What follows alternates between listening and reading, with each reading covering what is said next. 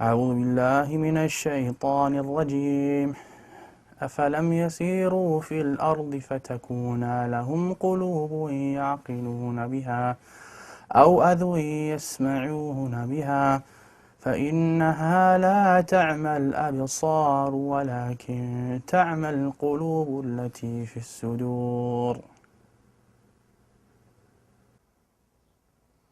Someone told me, a kid or a teacher, they said, you know, you can't do that, you're blind. And I didn't know what blind was. So when I went home, I asked my mom, so what's blind? And she said, you're not blind, you just can't see. When I took my shahada and I was hearing the Quran, I heard that ayah. And I'm like, that kind of solidified it as haqq for me, right? Because Allah said that literally. He said, you know, it's not your eyes that can't see, but it's the hearts that are what actually grow blind, right? So that's what I kind of meant when I said blind. To be blind is to be kind of disabled, and I didn't mean it from the eye sense. I meant it from the heart sense, right? That's actually what the ayah means. It's like summun bukmun umyun fahum la ya'qilun. Those people, they are deaf, dumb, and blind, and they don't have any intelligence, right? It doesn't mean that they can't hear and can't see literally, but their hearts are sealed. So they don't hear or see because of the seal that's on their hearts. Those are people that fail to understand what Islam is. Some of them are Muslims claiming to be, and some of them are not. But because you can be, just because you say something doesn't necessarily mean you live up to it. You can be just as blind as anybody else. The king has a friend. This friend was blind, completely blind. Came to this ghulam, Jazakallah khair, he said, I'll give you all my wealth, all of it, if you heal my eyes. And the ghulam, he said that I am not the one who heals, Allah is the one who heals, but I'll make dua for you. But you have to believe in Allah. So of course, Allah healed that friend of the king's eyes and he became Muslim. There's many hadith that are like that. There's one, the person who Allah has taken his two beloved ones from him, meaning his eyes, and he's patient with it, he's promised Jannah. There's a lot of stuff. It's empowering when you think of it, right?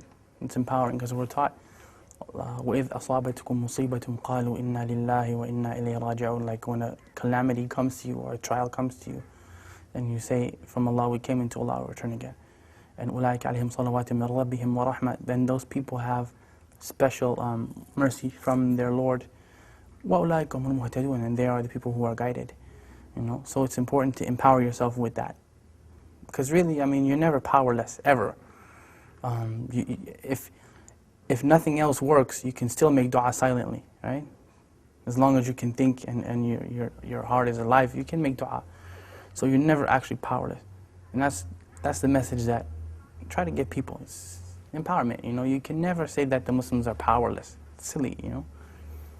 You can talk to Allah, who's better than Allah to talk to, you know what I mean?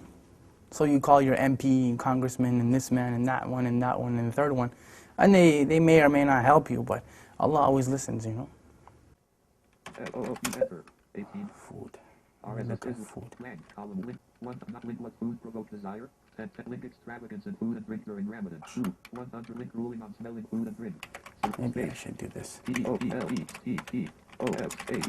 Enter. Permissible for the owner of a restaurant to sell food to those who are not fasting and to cover during the day in Ramadan. Now many people would look and say that, why didn't Allah protect them? Why is it that Allah didn't protect those people? Many people would look at that and say that. Many of us would say that. They should have just lied and gave up their religion. Well, let me tell you about them giving up their religion. That was their choice. Either you be burned to death in that fire or you give up your religion.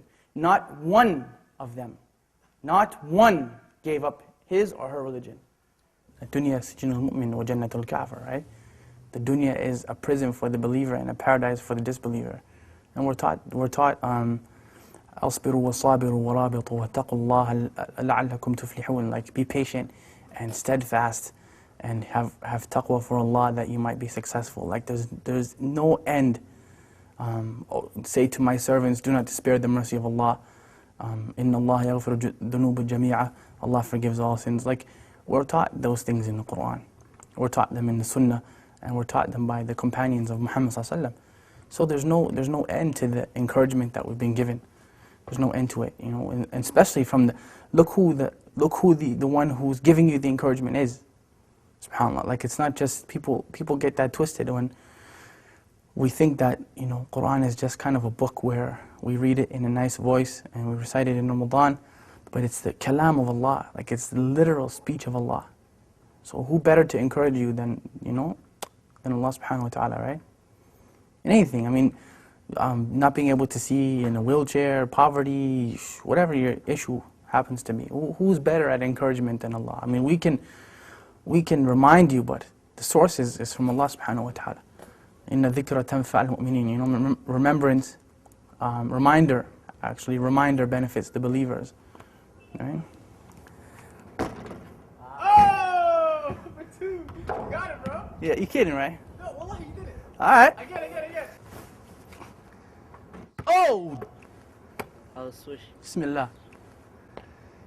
Buna, you got that one, right? I got it. That was a good one. That was the best. We can go home now and pack that one up. That was a good one. إِنَّ الَّذِينَ آمَنُوا وَعَمِلُوا الصَّالِحَاتِ. Those who believe and do righteousness. لَهُمْ جَنَّةٌ تَجْرِي مِنْ تَحْتِهَا الْأَنْهَارُ. And that's the proof that I'm using. Allah promised those people that. Paradise and gardens under which rivers flow. And this is the important part of the ayah when we say, ذَلِكَ الْفَوْزُ الْكَبِيرُ. That is the tremendous victory. There's no victory besides that victory. How it looks doesn't matter. Who cares that people may see them as being defeated? They weren't defeated. It only looks that way. They were not defeated. I'm sorry. No one in Jannah is defeated. Nobody. Absolutely nobody. They made it into the paradise of Allah subhanahu wa ta'ala, and they had to go through fire to get there. And that is the second thing you want to take from them. They had to walk through fire. Their children had to go through fire. They had to go through it. Their wives and their husbands and mothers and fathers all had to go through it. You don't have to go through fire. You don't have to do that. What do you have to do? Two things. Two things. أطيعوا الله وأطيعوا الرسول. Obey Allah and obey His Messenger. أعوذ بالله من الشيطان الرجيم.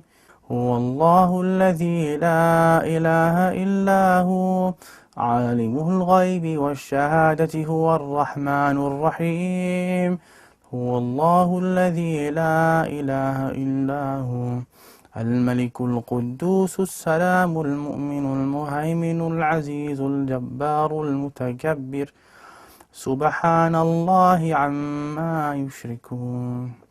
هو الله الخالق البارئ المصور له الأسماء الحسنى يسبح له ما في السماوات والأرض وهو العزيز الحكيم.